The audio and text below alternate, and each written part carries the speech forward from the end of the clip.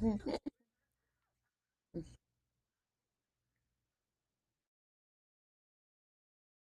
are live. I just got we're live notification.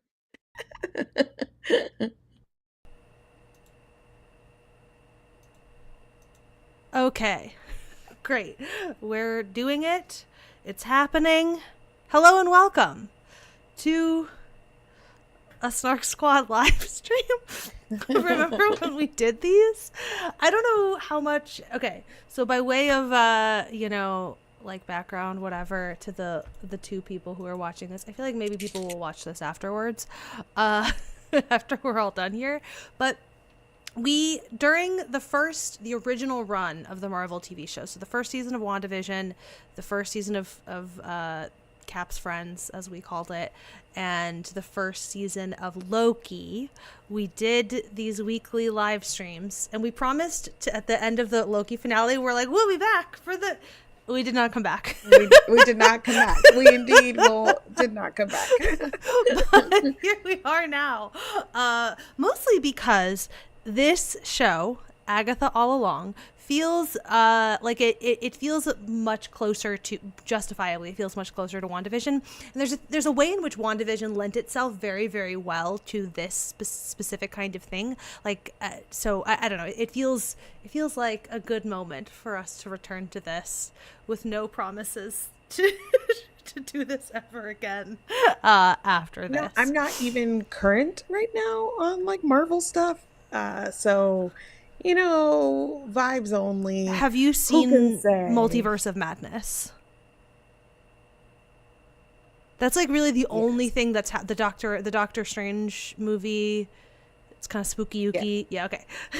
I did see that one. That's really the only thing that I think is like probably good from the 2 episodes that we watched. Yes.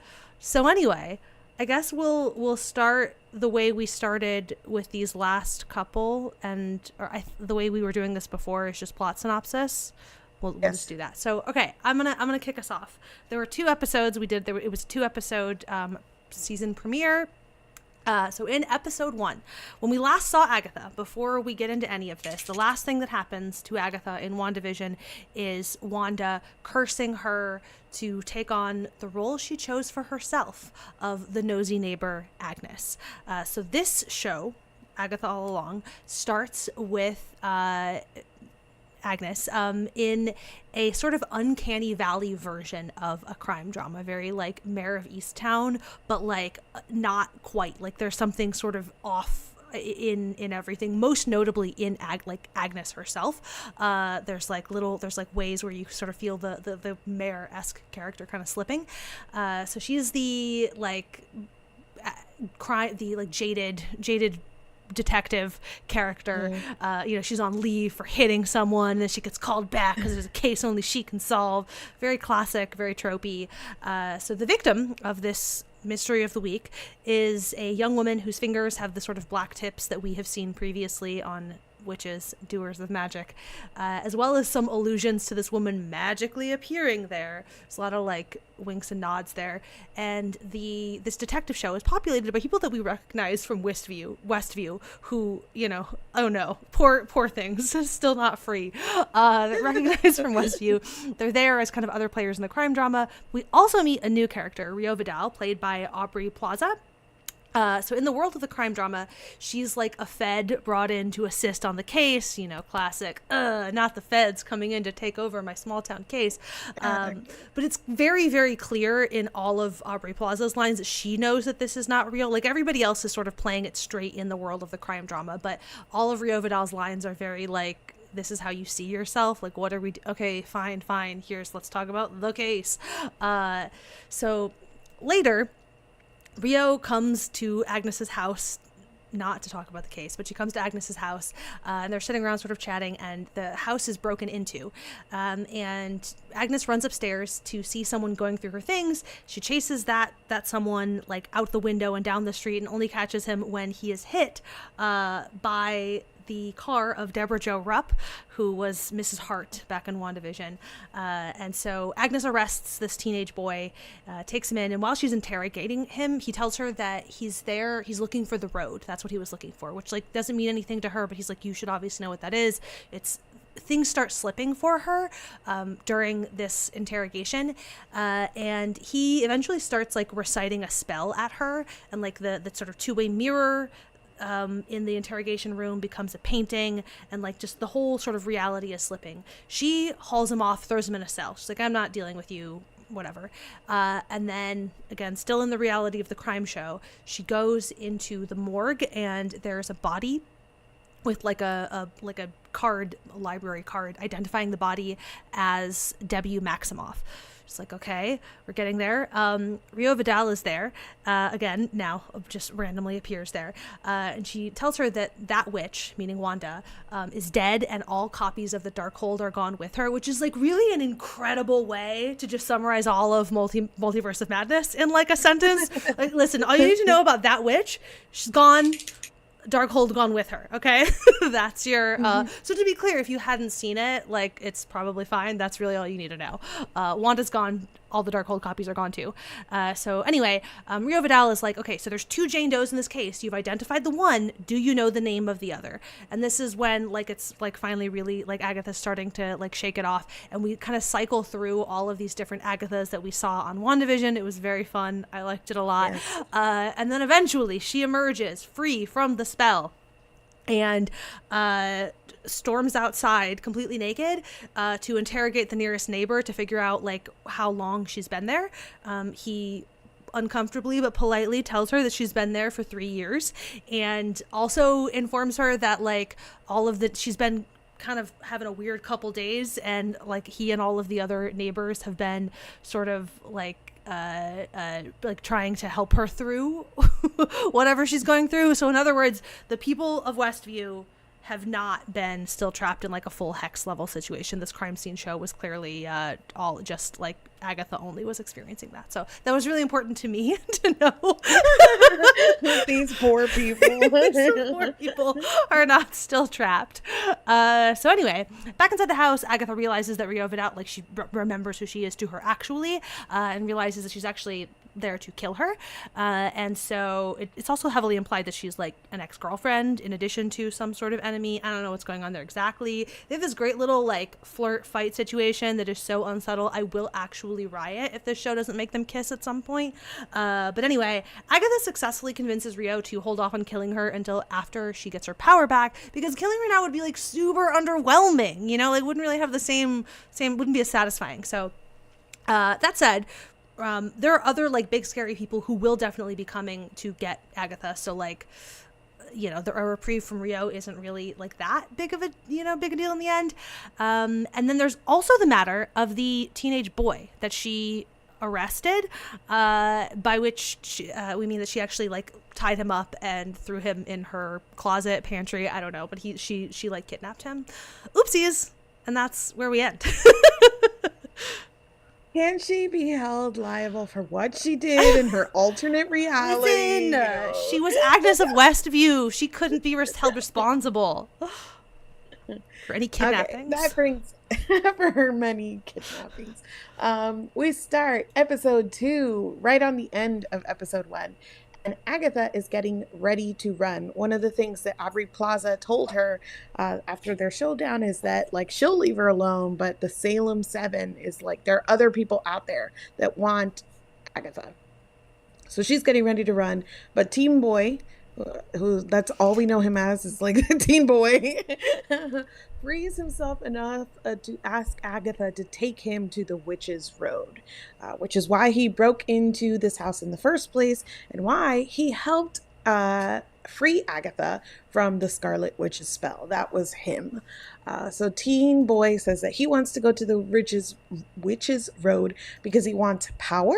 And since Agatha is also missing her powers, it seems like they should go to the Witch's Road together. Sorry, my dog is like, he wants to party. He's right excited. Now. He loved Agatha all along. And Agatha.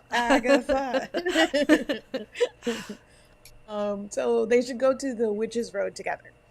Agatha is not interested at first, but when she realizes that some spell keeps her from hearing the teen boy's name, like she asks him, "What is your name?" And we see that he's like saying it, but she cannot, like, it's not clear to her. She decides to take him up on his offer.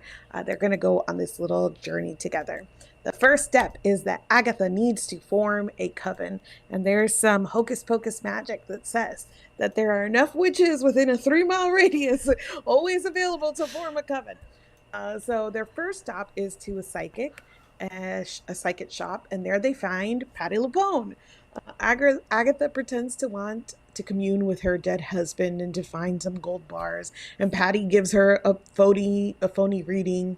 But at the end of it, she actually correctly reads Agatha for filth, but also says she's not interested in whatever Agatha is doing. Even after Agatha gives her the whole witch's road pitch, right? They're going to get power. Come on, don't you want to come? Patty says no, but spontaneously taps into her divination power to give Agatha the 4 names of the people who will make up her coven, except, Patty is on the list. Oh, no. Oh, no, you must join the coven.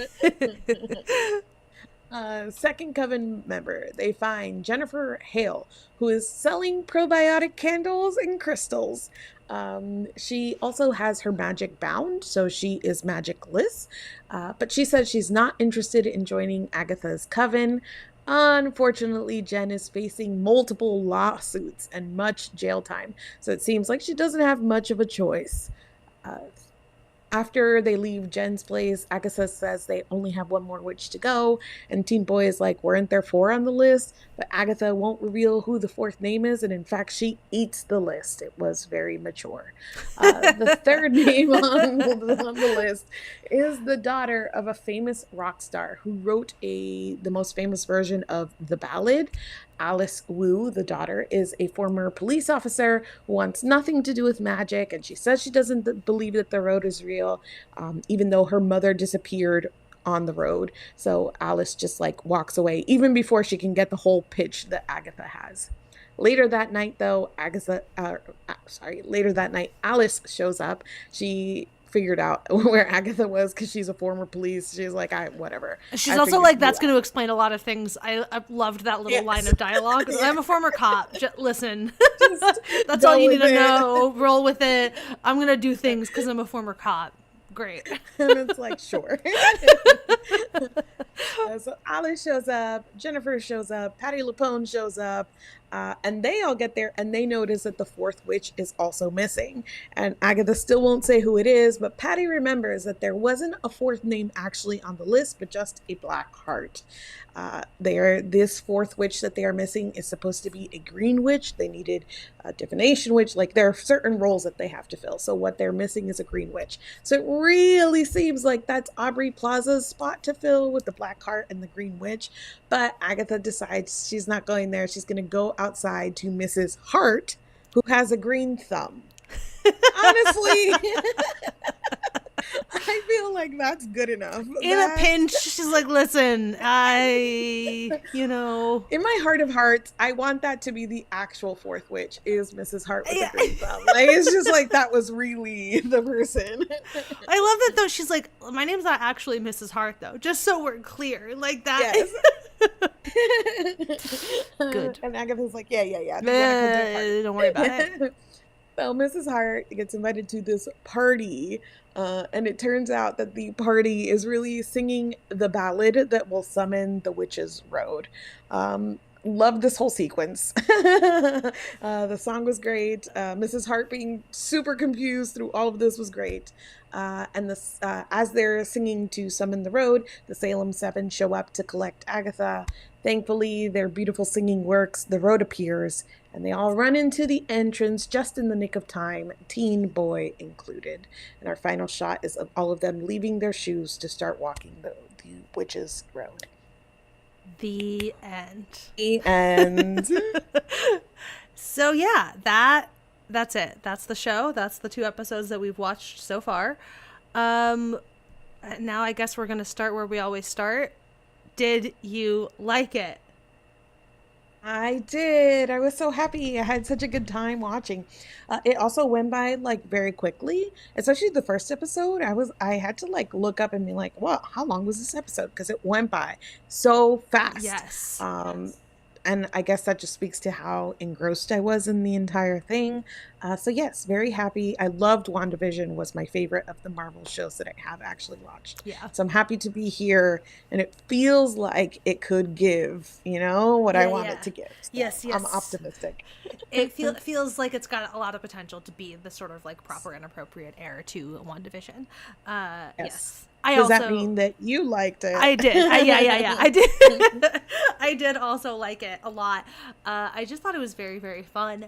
I am sort of additionally optimistic because Jack Schaefer, like, brought her back as the showrunner here too, which is like uh, also just separately very exciting to me. Like, actually letting her kind of continue with this, and it makes me all the more optimistic that this will, I don't know, maybe not be as good as WandaVision, just because Right. I feel like it's a hard. WandaVision also, yes, it's a hard bar, but it's also like that character specifically also has like a lot of emotional buildup to that Yes. moment and to the story that WandaVision was. So I feel like this will be like a good TV show, and it will be fun in a lot of ways. But I don't know that it has like the full history of like everything Wanda went through Right, behind it, right. Yeah. Yes, we're missing the setup that got us to, like, Yes. you have so much buy-in when you go into WandaVision for where like everything Wanda has been through, so that like when you get to the big reveal of like how the hex was created and all of that, like that's not there. A lot of the, like, there's been a lot of work done within the context of that show, but there's also been a ton of work done before, like you're reacting to Yes. that because you saw the journey that she went on, like up to Yes. that moment, whereas this is very much like, this is a character who really truly was supposed to have her like one and done moment, and It's too good. I will also say that like, that build up for Wanda and WandaVision, like the fact that it is not necessarily present here is not to me necessarily a bad thing, because I think one of the things that we have now with the MCU is that it's so convoluted and so involved yes, that there aren't a ton of like easy entry points, and like you get ways that like that all of that stuff starts to degrade certain aspects of storytelling. And so I think that the good thing is that this truly feels like a contained sort of offshoot so far. We'll see if they start bringing in like everybody and their mother, as the episodes go on. It yeah, is what yeah, it is, but at least at the start here it really feels like a contained sort of side plot, on yes, and something very onto itself, which is, I think, something that the MCU has lost a lot of yeah. in later years. And it's like you gotta like, yeah, finding ways to sort of have like full, let things be what they are, in ways that like you can deal with it with a line. I appreciated the half a Yes. sentence that is, that's multiverse of madness. That's like the thing you miss, that's really all you need to Said the know. dark hold. Yeah, yeah, No yeah. more dark hold. Yeah, I do. I also think, though, to that end, that there's a way in which the multiverse stuff also sort of inherently makes that a little bit easier. Like, we talked about this back when we were doing the Loki live streams, about how the finale for season 1, there was something about that introduction to Kang that was great, because you could, it didn't matter, like you didn't need to know that whenever he would appear again, like you could do that and move on. But anyway, yes, having something that feels like its own sort of self-contained unit, that doesn't require you to complete 32 hours of homework before beginning is, is helpful. It's nice at this stage in the game. I'm going to like immediately contradict what I just said, and I stand by it. But I will say I that said for what those I of said, us however. for those of us who did do the homework, Yeah. I love the way that this started as like callbacks to WandaVision and the show within the show, and really creating like a sense of continuity from WandaVision to this one. Just beautiful. I love shows within shows. I love like the Mare of Easttown sort of vibe. I honestly was sitting there laughing to myself because if anybody knows me, they know I love a police procedural. It is like my guilty pleasure, my kryptonite. So I was sitting there going, I would watch this. There would be like 12 seasons of this and I would watch like 3 or 4 because that is also me, but Sure. I would love like 3 or 4 seasons of this, Yeah, right? yeah, yeah. You'd be So obsessed I with it. love Every them. time I would talk to Yeah, you, it'd be like, "Yeah, I'm rewatching the third season of Agnes of Westview," and yeah. I'd be Yes. like, "Sure, of course you are." We have a podcast to do tomorrow. Did you watch any of that? And I'm like, no. No, I'm still rewatching Agnes. So I love that piece of it. Yes, yes. Let's see. I don't know where. What else? What are the other like big thoughts and feelings that you had after watching this? So obviously, like we get that sort of connection to where we left off with Wanda and WandaVision. But the thing that the show also does really well is sort of like reset immediately and go, Yeah. here's your new sort of cast of characters, right? So you've got I put Patty LuPone in my notes, and now I for the life of me cannot remember this character's name. Who's Patty It is what LuPone? it is. I'm not. Yeah. So you have Patty LuPone, you have Jennifer, you have Alice Wu, and you have the teen boy. And Mrs. Hart is like, we saw other people, but it seems like she's along for this adventure as well. So like, what'd you think of the cast of characters, the performances, anything there? I mean, the cast of characters is delightful. Like they're all like, maybe not all, most of them are women that I like recognize from somewhere else. So that was really, where I'm like, aha, it's her. So, truly, it'll take some work for me to learn their character names and not just refer to them as the actresses. I loved. Like the overall vibe. I mean, love a found family. That's like we're on the record. We have a lot of podcast episodes talking about how much we love a found family, and like the sort of like found family plus like girl power vibes of it all. Even better, incredible, perfect. I also really love Nameless Teenage Boy. The like that sort of like grumpy sunshine buddy cop duo also like there's a lot of tropes going on here that I really really love, and I'm just excited to see where they like what they do with them, like where they take them. I'm like honest and genuinely so excited to just have a little fun with appointment TV again. Not to get like, I know we're trying to ask sort of like a small thing, but like that's the thing that I kept thinking about with WandaVision. Is how much I loved like that show, especially was so well suited to us doing this thing where every week you're like, what's going on there, like what do we think that means, and where are we going with that, and like this little thing that they did there. It's so much fun, and we've been talking a little bit on the podcast over the last couple episodes that we've been doing about various shows and how some of them are either helped or hurt by binge watching, or by the sort of shortened like 8, 9, 10 episode orders. Like, what are the impact of all of those things? And I sorry to keep like bringing this back to WandaVision, but I do think about how well structured that show was for like as appointment television. It was very very clearly built to be like you sit in it, like each little we watched 2 episodes of like 50s sitcom with no real context for why our superheroes had suddenly become a 50s sitcom, and then we all went, what the hell? And you had to sit with that for a week. You had to sit and go, I don't know, maybe it was 3. I think maybe it was 3 episodes at the beginning. Regardless, that was it. That was the thing, and you had to sit in that for a week, and then they teased a little more and a little more and a little more. And I don't know. I think that there's like, it's not the same thing, but there is sort of glimmers of that same kind of vibe of like, okay, so what we know right now, they're going, like we have the basic setup of the world, but I'm excited about the prospect of just like sitting with them for, I don't know, 45 minutes, however, I didn't actually even look up how long these episodes were, for however many minutes, 45. Once a week. Yes. Yes, I thought the exact same thing. Probably not surprising to you because we have been talking about this so much in terms of like missing serialized TV, versus like the binge TV or whatnot. So I like recorded like a quick little reaction after I watched the first 2 episodes. And one of the things that I said was also that I'm just excited to watch this weekly, to like tune in, to have appointment TV, and to like be fed the story this way, to have like that wait and that anticipation. I think it's interesting. Well, I saw our notes from WandaVision from like when we were doing the live streams, and Mm. we would like just go in and like ask questions, like things we wanted to talk about. But a lot of it is just Caps us going, "What is happening? And what is this?" And like, so that kind of like mystery teasing out, I think is really fun, and it seems like this probably has some elements of that. Like, who is Teen Boy? Why is there like a spell there that won't let them communicate?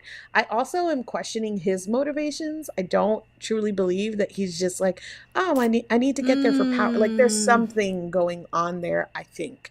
Especially, I don't know, he seems to know a lot about Agatha, and so that's my question mark. Who is Aubrey Plaza? Where's Alice Wu's mom? There's like a lot of questions, I think, that are enough questions lingering that I think it will be fun to sort of tease through the weeks. Yes, yeah.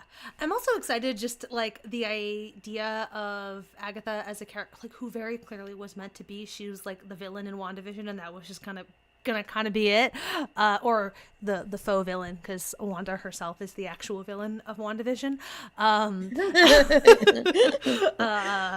oops. But but the have that, and then sort of like she was Catherine Hahn is so wonderful. Could read the phone book kind of vibes. And like she played that character so well that now here we are with the spin-off.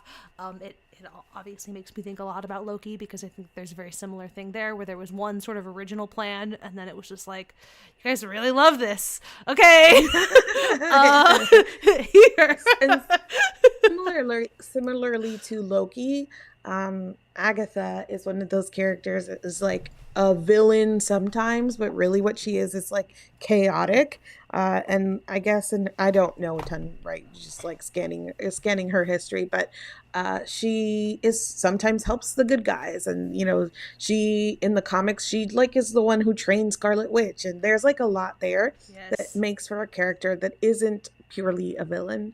And so when you have a spin-off like this, where now this like villain character is like the lead of their own show, there's just so much fun that you can do there with that. And we kind of see also like the starts of that in how she talks to and treats Teen Boy, but Yeah. with those like moments of like those cracks starting to show, where she's starting to like see and realize things, but also the Aubrey Plaza character, right, who like there's some sort of like past or relationship there that gets to her in a way Mm-hmm. that kind of undercuts the like mean bitch of it all, right? Until she sees Aubrey Plaza, and then she's like, uh. Who? So all of that starts adding shades to this character, Yeah. which I'm absolutely confident that Catherine Hahn can like carry this, just because she's done such an excellent job so far. But also she plays each of those notes really well. She Yes. played like Agnes of Eastview really well. I mean, it was very funny the way she's like chomping on her gum as she's investigating, Yeah. Yeah. but Yeah. it's like very purposeful the way that she's sort of like exaggerating and leaning into these tropey moments, and switching between them very effectively as well. Yes, yes. The way that she plays that first like 5 minutes of the episode, the sort of like Hmm. what are you watching? Delightful. So great.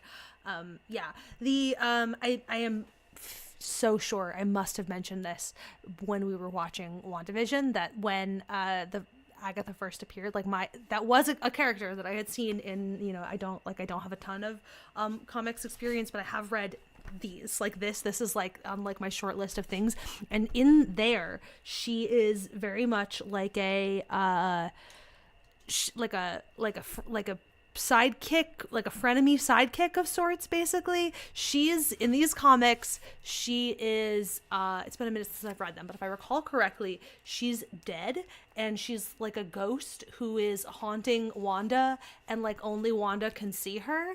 And it's like the vibe is very like she's very snarky and like mean to her, and kind of antagonistic most of the time. But like when shit hits the fan, she's very helpful. Like that sort of again, like like good guy, bad guy, who can say really sort of vibes. They also walk the witch's road in these comics too. So there's like little bits of things where I'm like, aha, I have seen this. I have seen this before, but also not enough that I'm like, oh, here's my PowerPoint Theories. presentation of all my theories. I don't know, man. I think I'm interested to see where this goes to. The Witch's Road has the potential to be really good in an episodic fashion as well, like Yeah. almost giving like Monster of the Week vibes or like Challenge of the Week vibes, which I love. Yes. So very excited to see like what happens there as well, like sort of week to week. Yes. Yeah. The love a Monster of the Week. That's also like I miss shows, watching shows like that. I feel like Mm, we don't get to have our little Monster of the Week anymore. no, I miss it. I miss it. Bring it back. Bring it back. You know, you get 8 episodes No, and filler episodes, filler episodes. 7 years between seasons. Hate it. Awful. Have you been at pretty or sorry, have you been at all sort of tuned into like reaction to the past 2 episodes or anything No. along those lines online? No, the only thing I have seen is friend of the podcast, Nick Jenkins, posting about it. And what did he say? He said something about how if Agatha, or sorry, if Aubrey Plaza is who he think, like, it'll be crazy if she is who he thinks she. But did I who that? I don't know. So I know nothing. And when we were watching WandaVision, I feel like I was looking. I mean, I was like on Twitter. I was in it. I was like Yes. in the whatever Looking stuff up. looking Yes. stuff up. I don't think I will. I don't think I will this time around. I think I want to just like let it happen. I feel like there are ways in which with WandaVision in particular, there was lots of like, oh, I think it's gonna be this, and it was like Mephisto, this character I had never fucking heard of before that show, but then I heard about him constantly. And then there was no Mephisto. And so I'm just Yes. like, I don't know. I feel like all of that is, I don't know who these characters are in the first place. So it's none of my business. The characters they haven't introduced yet, I am not going to be concerned about it until they tell me who they are. It was really funny, especially there. I mean, that was fun. That was part of the fun of like watching Yes. WandaVision. Yes, Like yes. all of the like theorizing or whatever and being like, ooh, all these other people have ideas.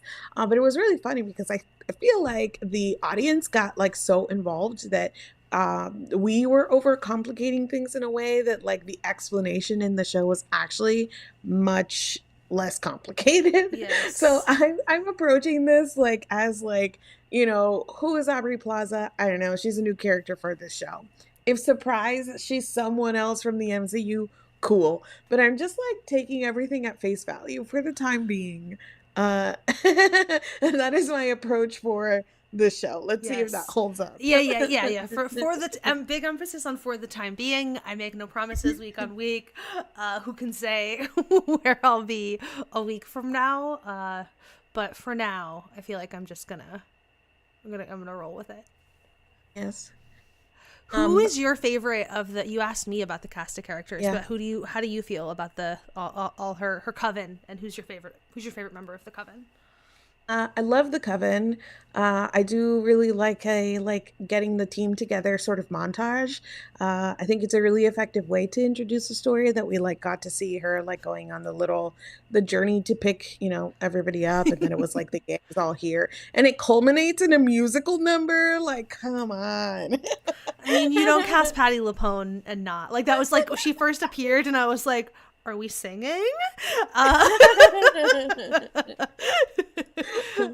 My reaction at the end of the episode was like, surely they're going to sing more, correct? And she messaged me this question as well, and I was like yes, like very definitively. Then afterwards I was like, I actually don't, like I said that like I know what I'm talking about, but for the record I don't. And so I googled it, and I found this fantastic clip of Patti LuPone and Catherine Hahn and the Heartstopper boy on like a red who are these characters? It doesn't matter. He doesn't have a name. In my defense, that character doesn't have a name. Yes. Teen boy. Teen boy. The three of them were on the red carpet and like, you know, being asked about what to expect from the show. This is like, I don't know, a couple months ago. And Catherine Hahn begins with like, okay, I can say, and then is sort of like, I can say this and I can say that. And she's sort of like thinking, you know, what are the Marvel approved talking points about this show? It's gonna be a lot of fun. Like very generic. We had a great time working on it. And then Patty jumps in, and it's a musical. And there's this like brief moment where Catherine Hahn and Hart's like both of their faces are like, oh, well, I don't know if we can say that, but she just did. So I guess we can now. I guess in Patti LuPone's defense, she's like, I'm Patti LuPone. Like, what do you think? You think they hired me and they didn't ask me to sit? Like, come on, be serious. Be serious. So I think Patti LuPone is my favorite. Not the character, just Patti LuPone is. They are one and the same. Yeah. So I asked about like the show, or they had been talking about it already in my Discord. And like the two like main sort of reactions, only a few people had watched it. One is that the show is the gay agenda was said, which means that Teen Boy is like living everybody's dream, just being in this coven. It's like this coven and Teen Boy. So that's a really fun dynamic. But I really liked Jennifer's scene as well, where she's like tasting the probiotic candle and like the idea of like this MLM-esque like witch who can't do anything else because her powers are bound. I found really funny as well. Yeah. All around good times, good vibes. I am so excited about the journey that Deborah Jo Rupp's character is going to go on of just like figuring out. Yes. She doesn't know what the fuck is going on. But she's truly just there for the vibes. She was like, before they go down or whatever, Agatha's like, what's your gut tell you? And she's like, I gotta run. I gotta go down the stairs. It's positioned so well too, because if she ends up just being the straight man to this all, right? Like she's the straight man, hilarious, love that. It's gonna be great. She's a joy. Watching her like run down the little road behind the other witches, and she's like starts singing the song. Adorable. But if she ends up being something else, I think that's fun too, especially like because of like the heart and the green thumb, whatever. That is either a hilarious joke or like a nod to something that could be coming, and either way it's so good. Either way, I'm just it's like good. Yes, I'm really excited to see like where that plays out. Yeah. It's gonna be great. It's gonna be a great time. Yeah. I should also say too that we're like 5-10 minutes ahead. Like there's like the lag between us and the stream is substantial. Jocelyn is here, and so she's also lamenting having Monster of the Week shows anymore. That's from like 15 minutes ago, but sure. But I like, we can bring it back around because I cannot get over the way that I miss serialized TV and like filler episodes, and like I'm like, I don't know. I lament this frequently these days, where like I am missing this a lot. Not to hang it all on Agatha all along, but yeah. Listen, there's a void in my life, and you're the only hero who has appeared to fill that void.